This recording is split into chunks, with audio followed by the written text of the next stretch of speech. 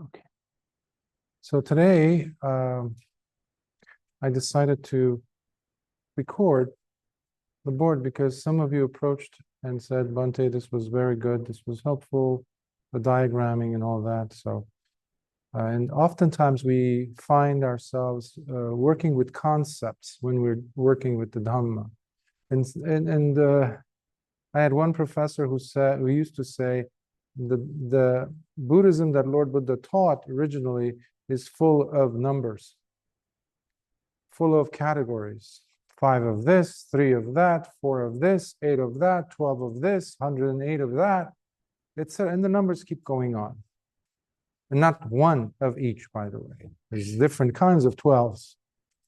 There's different kinds of 18s, and etc. So, and as I was saying yesterday, there are many types of learners amongst us in life. So we each learn in a different way. And what that also entails is much can be explored more, but they are left just like that, and time is wasted, and depths have not been explored by individuals simply because one mechanism of demonstrating was absent, was lacking, for example. So to ameliorate that, I find that this is a very useful tool. I'm not a fan of PowerPoints. I know many people are, but I never got that because it doesn't give me freestyle interactive work. You could do it, but it takes a long time to add animation instead of free form, just going at it. So today I wanted to talk about several things here during this hour and allow you to go back into your sits so you can, when you encounter them again, these things that I will be talking about are things that we encounter in every sitting and throughout life. So hopefully you will have some extra tools in case something happens and you see something in your mind and you're struggling with it.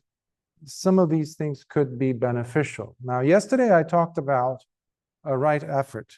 Right effort is the, in Pali, the term is Saññā Vāyāma, which is the part of the Noble Eightfold Path. So Saññā Vāyāma,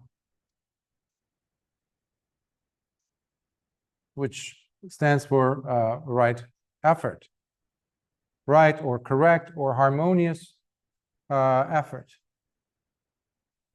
I like to say efforting because it's a present continuous. You're always engaged in it. You're always doing it if you're doing it correctly. Because oftentimes we have a tendency of thinking that I've done it once and I should be okay. I should be fine. I closed the door yesterday. I closed my gates of my house, but today I don't need to because I did it yesterday. It's like I was jokingly saying, well, you eat, let's say today is a Saturday. Well, you ate today. Why did you eat? I mean, yesterday you had eaten, Thursday you had eaten, last Thursday you had eaten, so one should be enough. So not to mean to present a grotesque image, but this is what we do in our heads. So it's not a one-time thing that you do and you forget about it. Every night you make sure your door is locked. Your car door is locked. You close your mouth when you sleep. Otherwise, things will crawl into it. So, right effort, what does that entail? I mean, many times we say these things almost like, you know, by heart we know it. But when it comes, push comes to shove, as they say, how do you do? How do you apply right effort? Yesterday I explained how I gave the analogy of rats, keeping the rats out of your house. You close the door first to make sure no more new rats coming in. Second, you clean the house from any leftover rats. I use the example of rats because it's very uncomfortable, dirty.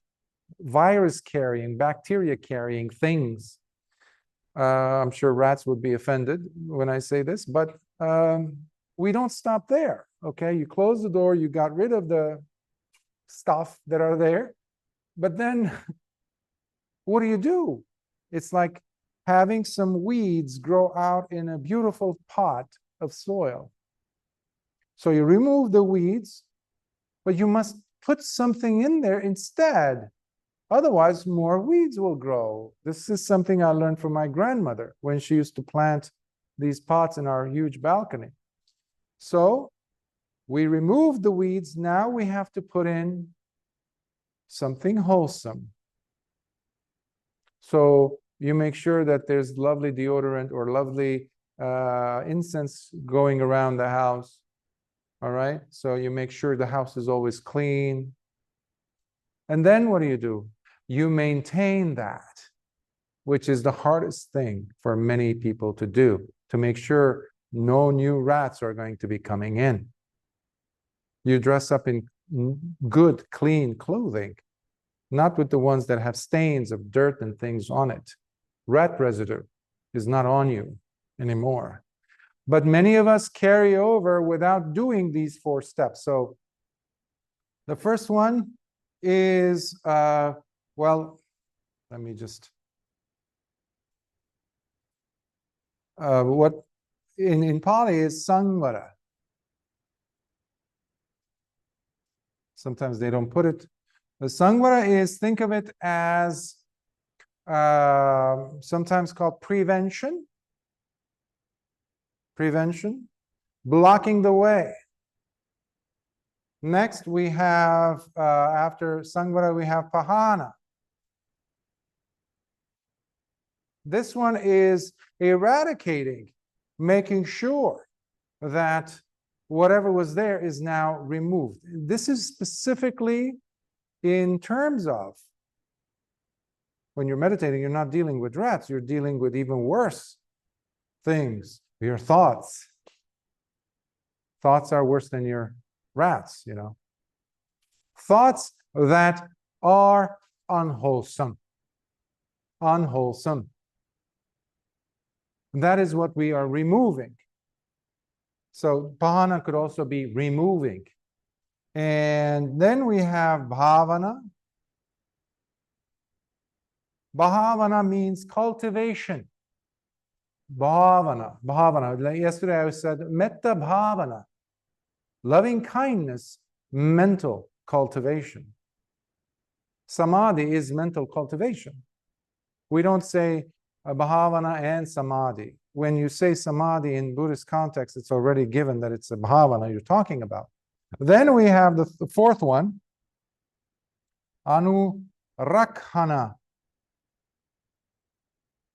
Anurakkhanha means, so cultivation, and the other one is sometimes called maintenance or maintaining, but most importantly, it has to do with protecting. You protect.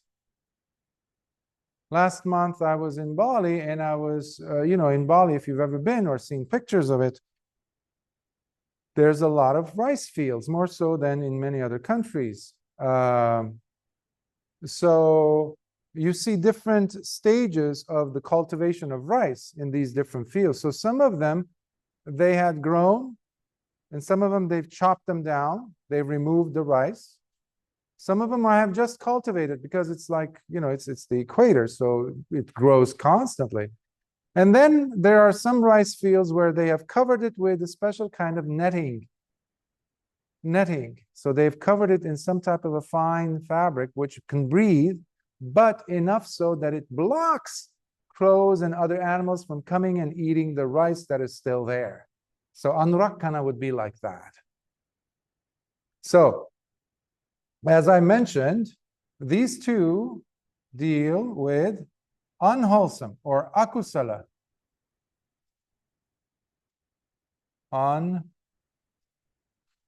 Unwholesome. Thoughts, habits, behaviors. So, so the first one is you eliminate the possibility for new ones to come in.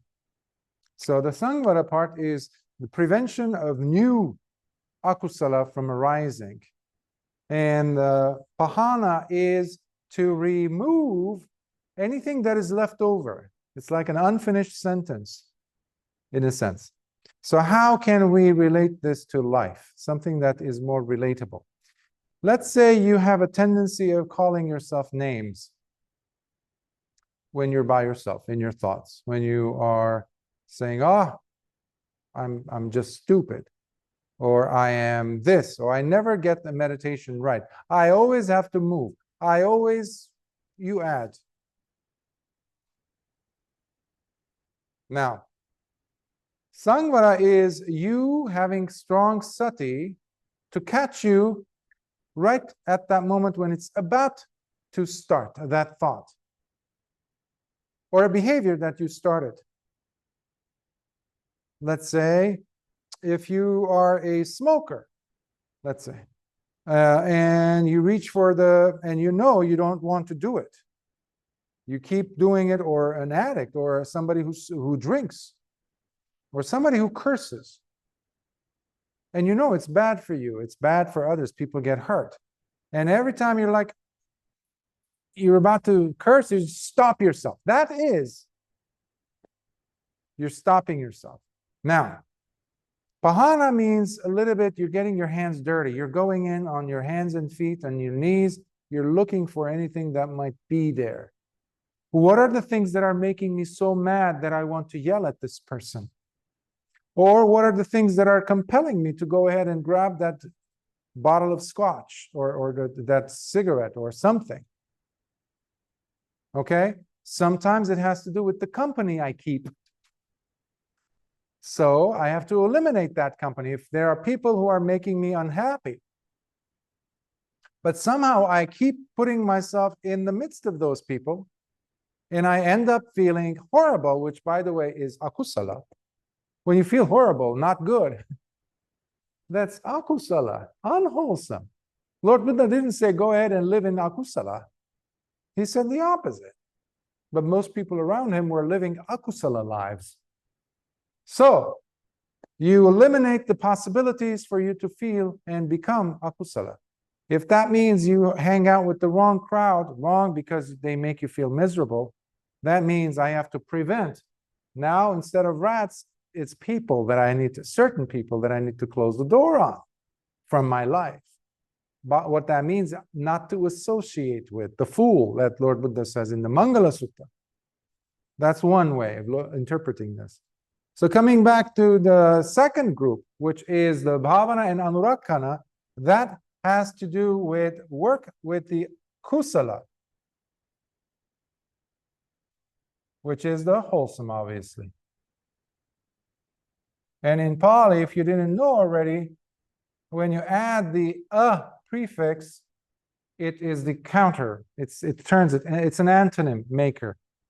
So kusala has to do, as you noticed, with the positive. Let's say you're sitting and something happens and you need to move. You feel like you need to move. You get bored or something. Instead of doing the normal, which is get up and walk away, get distracted. Let me grab onto this thought, that memory of yesterday. Or I have to move, even though you know your leg is not broken. It just, your brain is telling you, get up, get up, get up, get up. You're saying, okay, let me breathe. What is that? You're actually bringing in a new wholesome possibility. Okay? And then you need to maintain that. A very simple example would be when a person comes to me and says, Bhante, I can't sit for more than 5 minutes. I was one of them, by the way, years ago. When my brother was engaging in meditation in those days, you had to pay to learn some type of a mantra, the Maharishi method. You know, the TM, it's a huge empire. They made so much, they still do make so much money. Like you would go and pay $300 for them to give you this unintelligible word that they could just make up. And they just made $300 and you sit there for 20 minutes. You need to say this thing again and again. So you hypnotize yourself. A wonderful way to fall asleep, by the way, but it's pretty expensive. So I was like, okay, I was trying to find what can I do. So 5 minutes, he said 20, and I was a teenager. I was like, 5 minutes, I can only do 5 minutes, and I will struggle. Over time, people have come and said the same thing to me, like, I can't sit for more than 5 minutes. And I say, can you ask yourself, can you encourage yourself to say, let me sit for 10 more seconds. What's 10 more seconds, really? I mean, you bat an eye and all of a sudden you close, it's 5 seconds. So now you're stretching the balloon. You're stretching your capacity. That's also anurakkhana, bhavana, and then anurakkhana, to maintain that. And then that person who said, I can't sit for more than 5, now is sitting over 90 minutes. But I didn't do any magic. They allowed themselves. Just like a person who says, I cannot stop drinking, or I cannot stop yelling at people or cursing at them. It's not going to just happen. I see this happening a lot of time with people, especially with these drug rehab centers and things. Many of them, it's a huge multi-billion-dollar business around the world. What they do is they want to present this suddenly and completely walking away from that. It's very similar to the suppressive method yesterday we talked about. When the excuse me, when the mind gets distracted, what do the meditative techniques that teach one-pointedness go immediately back to the object? Well, that's exactly what these people are doing when they straight away go here. So when you are practicing proper technique of relaxing, slowly coming back, you recognize that you've been off your meditation object. There's a hindrance. You don't just quickly shoot back to the object. You take the roundabout way, which means you give yourself the opportunity to learn from the experience. So next time the hindrance shows up, you're aware of it before it comes near to you. You see it over the horizon before it comes to you. Why? Because you're much more chill and relaxed with the whole process. Because this is what the technique is teaching you. You're cultivating, but you're also understanding what it is that you have to close the door on. So there's no magic involved. It's just a process, and your understanding has everything to do with it. Does this make sense? Any questions so far on this?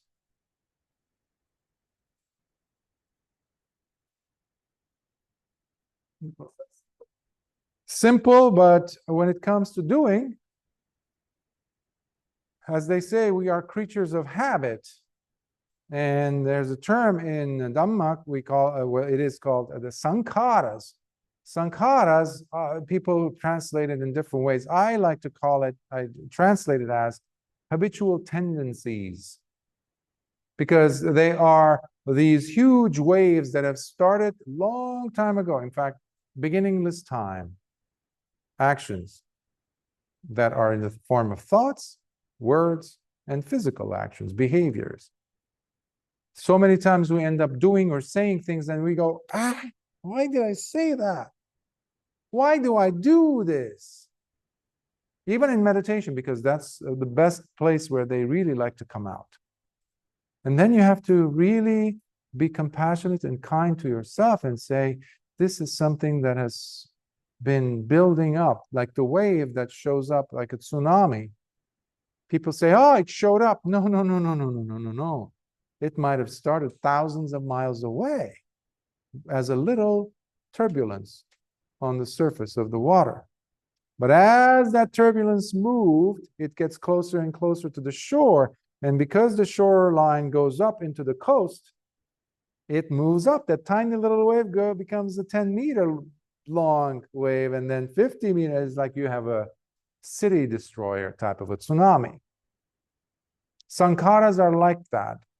And people are, unfortunately, victims of their own sankharas, of their own doing.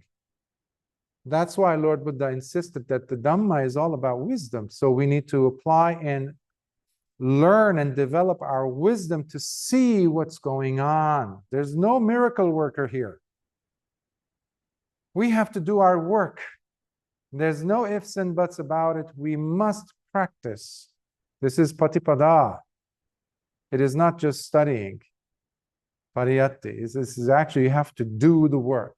And doing the work involves also meditating.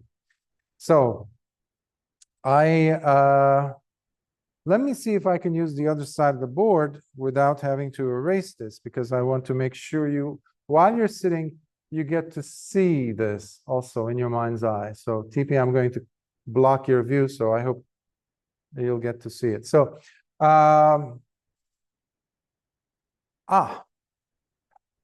we cannot learn the Dhamma without understanding what a human being is comprised of in a small, short, very brief manner of explaining.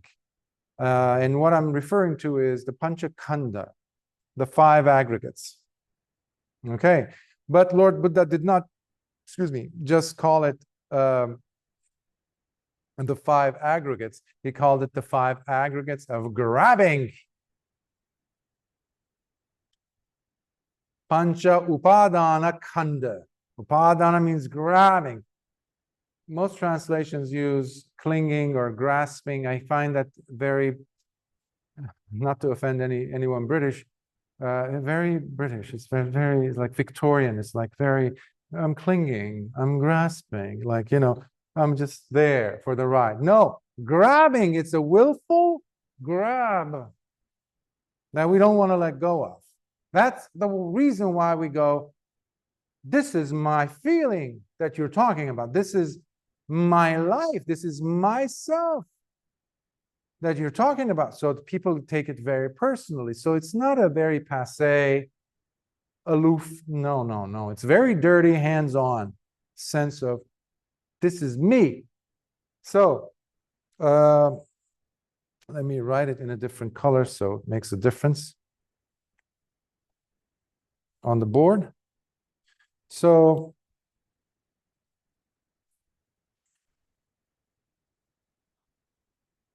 Pañcaupādānkkhandha, the five aggregates of grabbing. Let me cap it. Boom. And that's a person. A person who's not an arahant yet. Even an arahant has the five aggregates to deal with, but there is no grabbing. The middle part is out for the arahant. They still have to struggle with pain, with knee pain. They still have perceptions, but they're free from them. They're not dominated by them, which is, by the way, please remind me to speak about that perception after this. Oh, khandhas. So basically, we have nama rupa,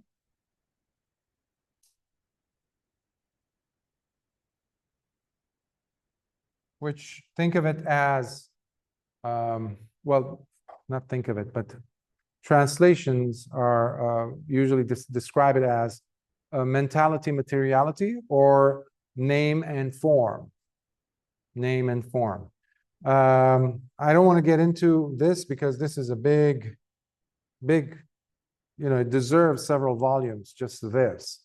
But think of it as the combination of the material things that make us who we are, including the egg and the sperm we receive from parents, as well as the four great elements That means heat, cold, etc., watery, fluidy, etc. Those qualities rather than the actual elements of the periodic table. And then you have that's the rupa portion, which is the form. So think of this as the form. And this would be nama, because it comes Sanskrit, Pali. Nama, that's where we get the word name in English.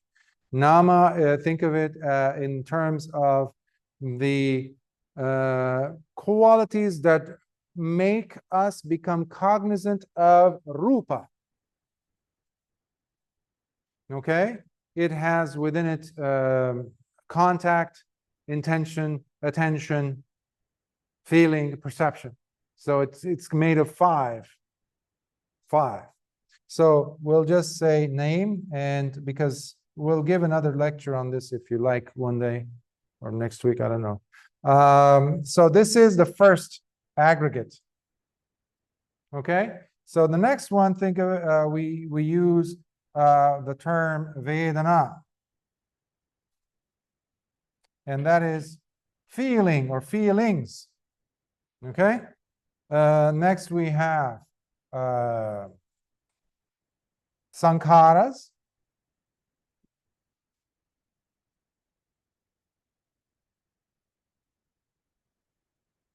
And this is what I was mentioning earlier about us having habitual tendencies.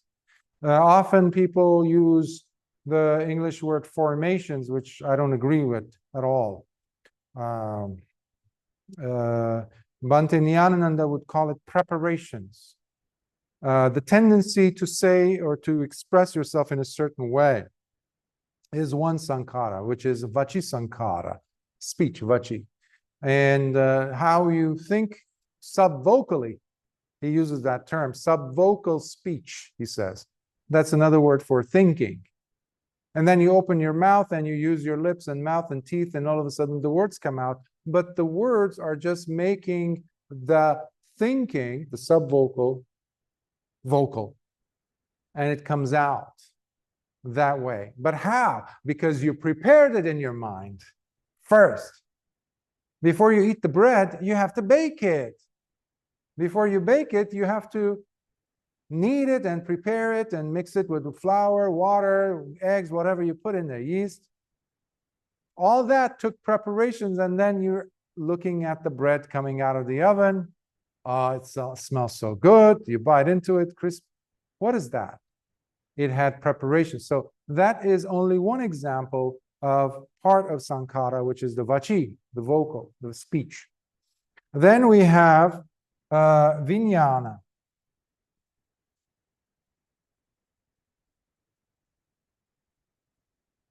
And that is, oops, I just went over all that.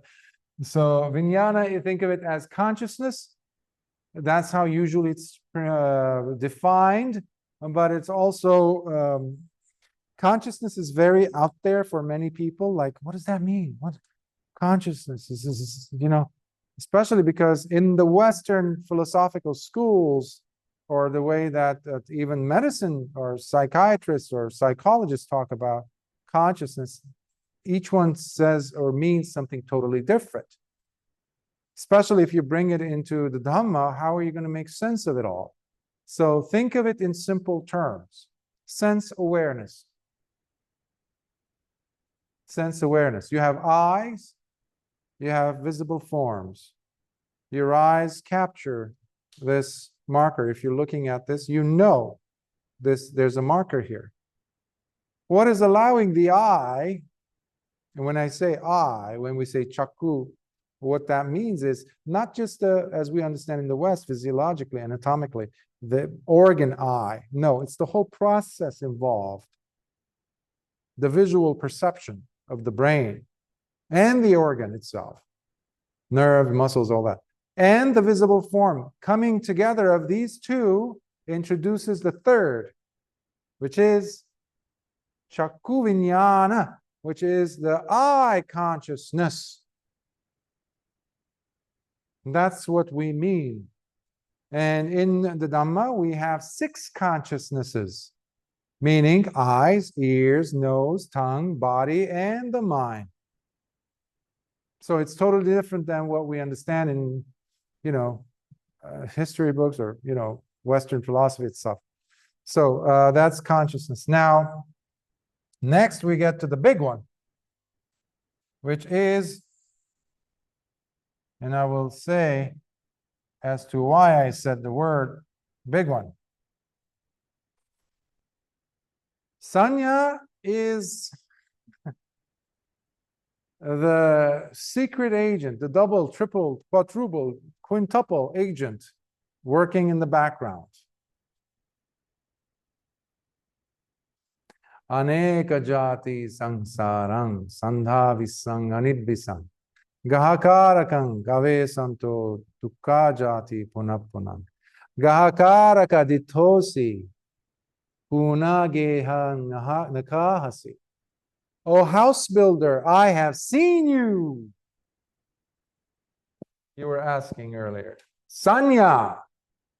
That is from the Dhammapada, which we also chant to ourselves in the mornings. For countless eons, I have gone through lives again and again, becoming again and again and again, perpetually suffering from one dukkha-ridden birth and life to the next, constructing all these things to myself. But now, he says, I have seen you, O house builder, O architect. So for years, I used to think that Lord Buddha was talking about Mara. And then one day, after meditation, it just, it's not Mara. It's my manufacturing. It's my factory of constant Maras.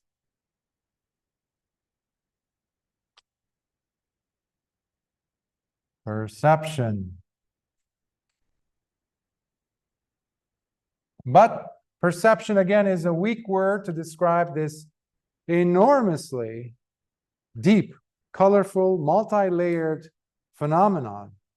The manufacturer of ignorance, perception, is not enough. So what I like to use instead in my translations of Saññā is mental associations, which includes perception, but also includes this other sneaky thing that happens to meditators all the time, memory, especially painful ones. We like to stick our finger in that wound that was healing, almost done healing, and we just go, why? Because it removes us from the state of boredom. That is one of the worst enemies you're going to have in meditation. Boredom. I am bored to smithereens. I'm bored to my bones.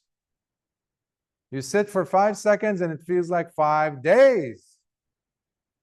And you're just like, it's okay. It's like, what am I going to do if I get up and go where? Where am I going to go? Oh, at least I'll go and sit in the bathroom. Let me not sit here at least. Meditate. Or many times a meditator, if they persevere, follow directions correctly without adding anything to what the teacher has said, nor removing anything, what they will experience is deeper states of meditation, including jhanas, insights, tranquility, equanimity. But sometimes you will get that almost when you travel in a flight, passenger plane, and you get to these pockets, air pockets where there's turbulence, we say, right? And all of a sudden there's just empty. Poof. There's nothing happening. And we feel like we've reached some place like that in the mind. There's no action. People would come and say, Bhante, I don't have the joy anymore. Help me regain the joy back. Why am I not moving, advancing into a next jhana or something? Why am I not getting insights, Bhante? Maybe I should read this. Maybe I should go and meet this other teacher over there, or join up with this group online. What are they trying to really do? Shake the boat, so that they can remove themselves from the state of boredom. But boredom itself is our perception. It's a wonderful opportunity because you are actually have gone quite deep, deeper than what you have been experiencing. It's just your wrong view. As we say, ditthi, wrong view of how things are supposed to be. I'm supposed to be at this stage now, and there's this boredom I'm feeling. So the boredom itself is indicative that there's something wrong. Let's fix this, Bhante. Who said there's anything need fixing? This said so. And for this reason, many people do not get to become Sotapannas because they're holding on to this view that this is how it is. And this happens all the way until the person becomes an Arahant. Because one of the fetters, the higher fetters, the last one actually, is ignorance. This is the big enchilada. This is ignorance. So, perception is, think of it as mental associations. Sometimes I see people coming and saying, well, my teacher used to say this, or I like to interpret this teacher, the Lord Buddha's teaching, this way, etc., etc. And they want to hold that as a marker, as something that will indicate to them that they are understanding the Dhamma. The Dhamma is not words, nor is it a series of mental associations, connections. This whole wall and these things that I've been saying and writing can never become the Dhamma. This is just a map. There's that old Zen or Chan saying where they say, finger pointing to the moon. This is simply the finger pointing to the moon. This is not the moon. This is helping us to see the moon if we use them. You were going to ask something.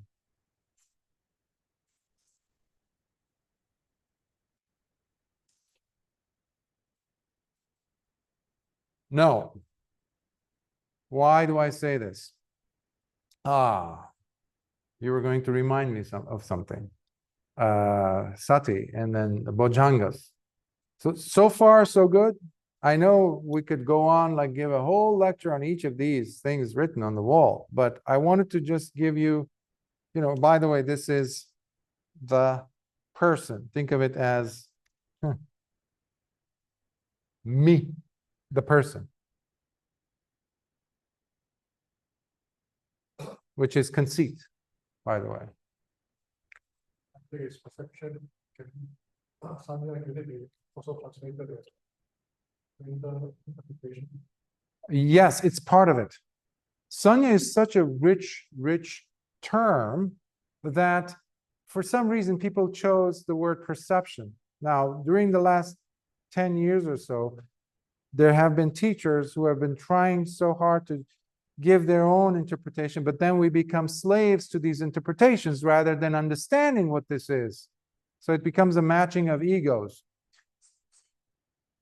Sometimes people call it sensations, especially if you go to the Goenka tradition. I've heard people say it is sensations or watching sensations. I think also, if I'm not mistaken, there's a bhikkhu in the US who translates them as sensations. So yes, I think that is, I've come across those. But that's another reason why even when I translate, however I translate words, I try to put in the Pali word in there in parentheses. So the person can say, oh, Bhante is not saying something totally different. He's still talking the Dhamma. Here's the Pali word. Because if we take creative license and come up with my own version of words, there's going to be a total different teaching. So the Pali has to be there as for the student to make references too. Otherwise, it's very confusing, and it's another ego trip we have to watch out for. That's a big one, but I can break this down further. But if I do so, it's going to complicate things for you. So think of it in terms of right now, without looking down, Theo, which heel of which foot, the heel of which foot is touching the ground? Yours. Left. How did you know, Theo?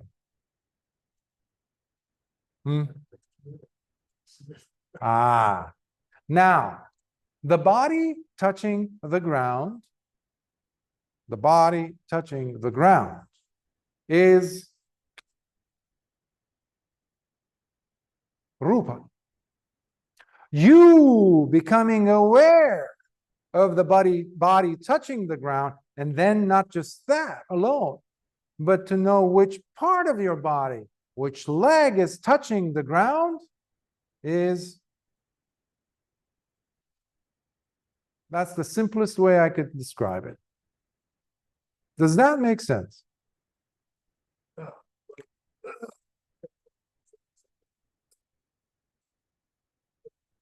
Aha,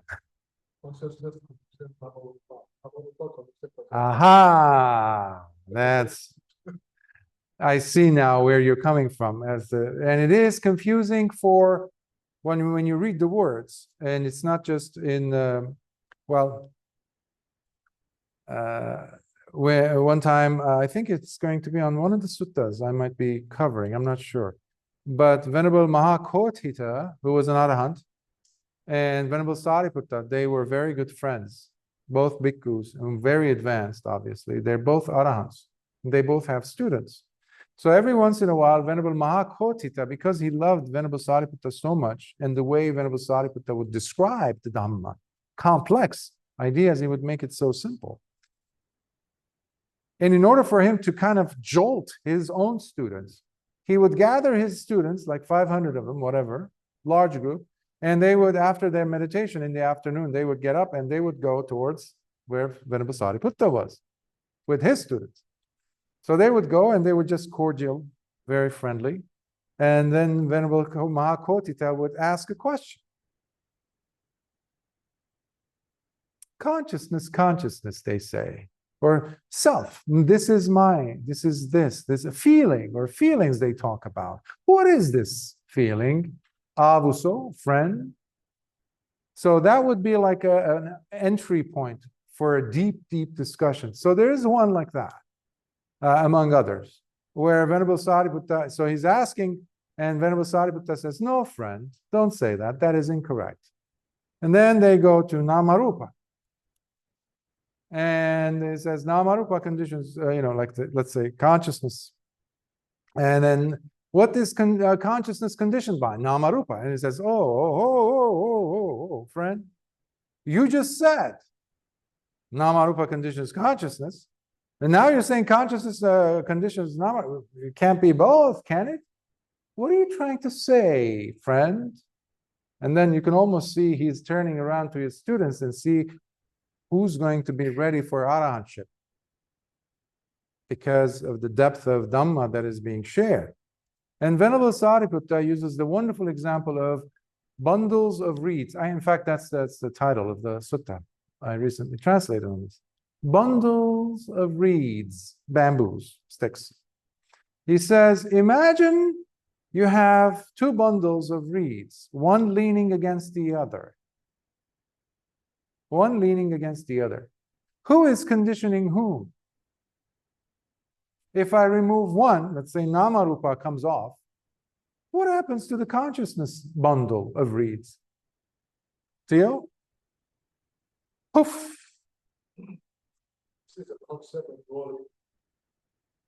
In a sense, yes and no, because there's your answer, right?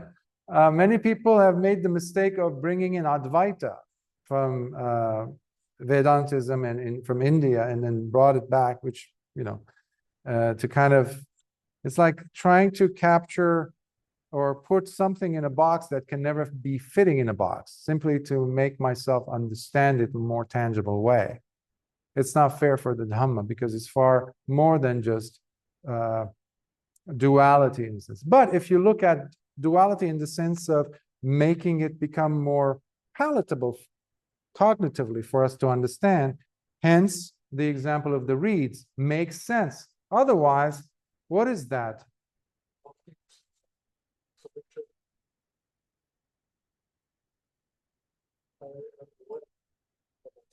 You are aware of yourself, yes. Yes.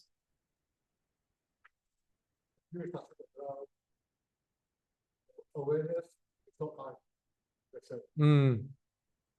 Sati is there because your heel was always touching the ground for the last 10 minutes, maybe, until, you became aware. And when did you become aware? That's it. Are you an arahant yet? You figured it out. That's one way of understanding it. Because if you do understand consciousness and the relationship between consciousness and namarupa on the highest level, then the person is an arahant. Not to mystify anything, any of this, but yeah, so what this is doing is playing with the confines of the mind, and specifically wrong view. It's pushing the envelope. Think of it as if you think in terms of the movie The Matrix, the first one. You're actually breaking the code, the illusion. That's what this is. Everybody believes there's a self, me, myself, this is who I am. But Lord Buddha said there's no such thing. It's just a bundle. In fact, example of reeds was not something that came directly from Sariputta, but it was something that Lord Buddha talked about. That's what Khandha means. Khandha means aggregate. What is an aggregate? It's a bundle of different things put together. The bundle of reeds. You take the bundle apart, poof, poof, poof.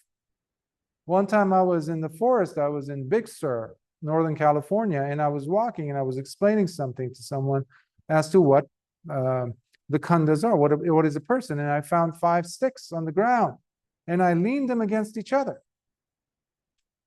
Twigs. And I said, let me remove one. Poof, poof, poof, poof. The whole thing collapsed. This is one way. Of course, other teachers might explain it in different ways, but the premise has to be the same. The foundation is the same. So I'm thinking of keeping this here as well. But I do want to, add one more thing.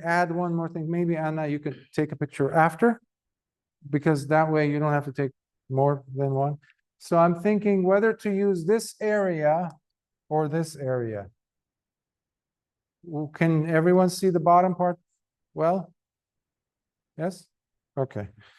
So, by the way, any questions before I move forward? Vici? Good.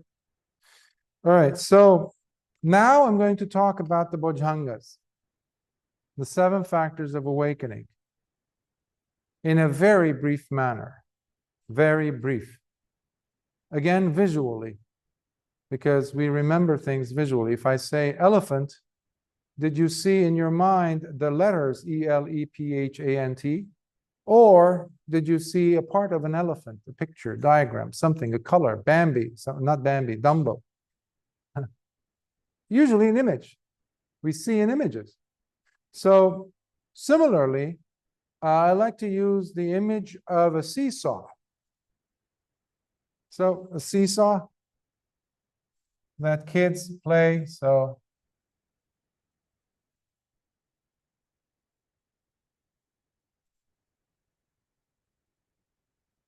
I guess something like this. So there's the seesaw.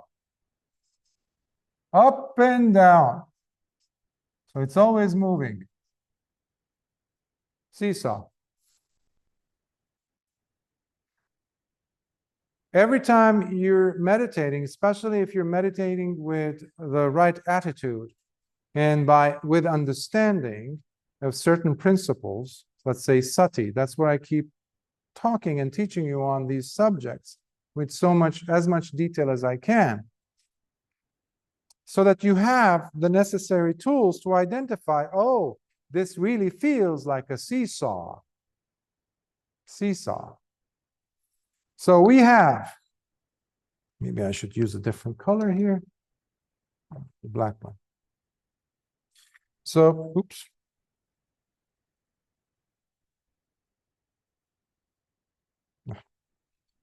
So sati, Dhamma vichaya, I'll just abbreviate to make space, virya, piti, then I have to write the whole thing, I guess. Let me write piti, and then here I'll write passaddhi as a P. Samadhi and upekkha. So this is your seesaw. Now, what do I mean by that?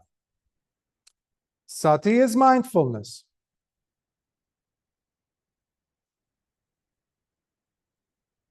Dhamma vichaya is investigation of states that you're going through. Something happens, an idea. Let's say you're suddenly in your mind you get the idea of aggregates or feeling. You're feeling something, but instead of just jumping in and calling it, this is my feeling, and then Dhamma vichaya kicks in and says, wait a minute, what is this in the context of the five aggregates that Bhante was talking about? Could this be one of those? Already you are dismantling that sense of this is my feeling. Because what? You immediately went here.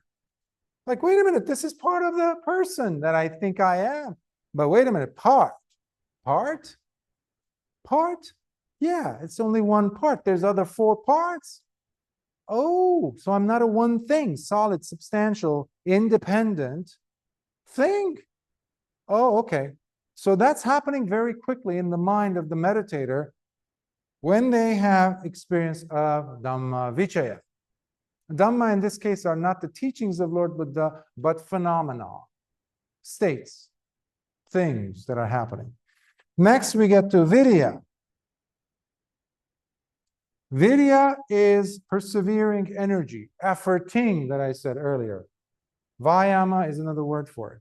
But virya is like the energy that gives you the power, the persistence to continue sitting even when your body says, or your mind says, I'm too bored. Virya says no. Or you're tired, you had a long day, long meetings,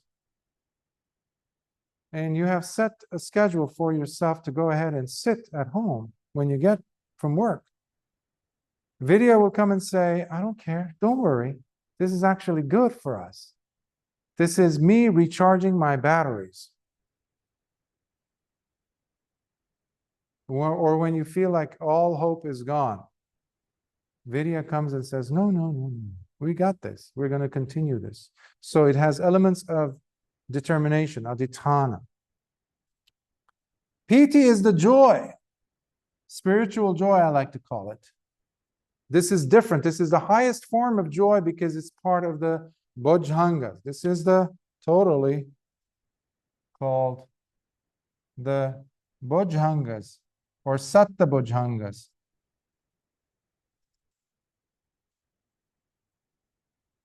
Bojjhānga means Bojjhānga, Bodhi, and Anga, which means factor of awakening. bodhi, awakened. So joy. Joy is an uplifting energy. When you're drowsy, when you're bored, guess what you need to bring up? Joy. How that works is basically just like I encourage you at times when you were doing the metta in the beginning especially, you want to have an uplifting feeling. May I feel good. May I feel really refreshed. Without worries. And you drop it, you let go. You're removing yourself from that state of boredom which the mind created to distract you from the work to be done. Does that make sense? So joy is here. Then comes passaddhi, which is, I noticed that I went to, virya is effort or energy. Passaddhi is tranquility of mind or heart, depending on how you want to see it.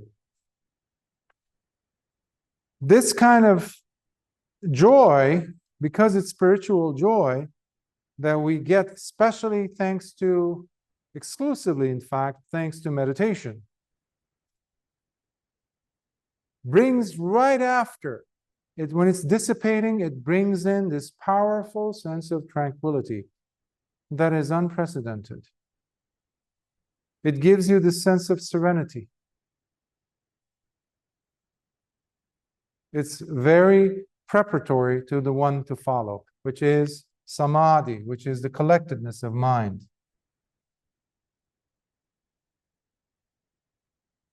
Sometimes I call it collectedness of the heart. So that's samadhi, by the way.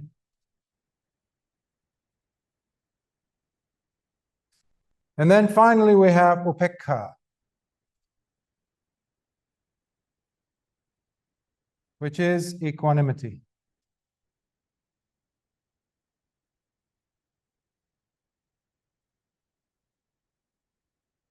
Are you with me? Or did I lose you?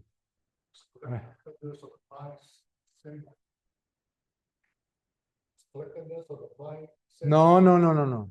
If they were the same, they would not be two different parts of the Bojjhāngas.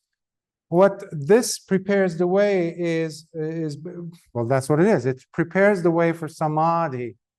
Samadhi is you, the mind, that is very close to awakening. Anytime that you are in samadhi, there's a possibility for you to pierce through ignorance. You're not going to attain without samadhi, either now or you've attained it in the past. But the mind remembers samadhi. Unfortunately, when you had the Dhamma disappeared in India, you had whoever was the dominant philosophical school, they took on many of the terms and concepts of the Dhamma because there was no Buddhist practitioner, because it went straight into rites and rituals. So it was wiped out. But the Indian philosophical schools were smart enough to adopt many of these theories. That's how you have Patanjali's and the Ashtanga yogas and all these things, the Eightfold, it's the same Eightfold Path, by the way. But we owe it to Patanjali because he somehow kept it. Unfortunately, he used many of, not just him, many of the terms that we have, including samadhi, which was a term that Lord Buddha made up, invented, because there was no term like that before him or even during his time until he created that term to describe that very subtle state of mind. However, the yogic schools that came later, because there was no arahant in India anymore, but they were practitioners of deep concentration. And because that was a very, for them, very sublime state, like supramundane yesterday was asking for them, they said, samadhi must be concentration. Now you fast forward a few centuries and the Western linguists show up in India and they learn Sanskrit. And then sometime later, a century or so later, somebody discovers Buddhism in Sri Lanka, a British. And because the majority of the linguists of Victorian time were Sanskritists, they just took the boat and came to Sri Lanka and they said, oh, Samadhi, we know Samadhi. So they started translating these terms of the Dhamma with the lexicon or the dictionaries or the encyclopedias they had of Sanskrit, which was highly influenced, if not exclusively influenced, by the yogic tradition. That's why I have spent the last at least 15 or 17 years of my life working to disprove that term, that concentration is samadhi. Samadhi does have elements of concentration in it. I have spoken with modern translators, bhikkhus, well known, and they've agreed, at least one of them, with what I said, but he was still sticking on with what he keeps on translating it as concentration out of respect for his teacher, who died a long time ago.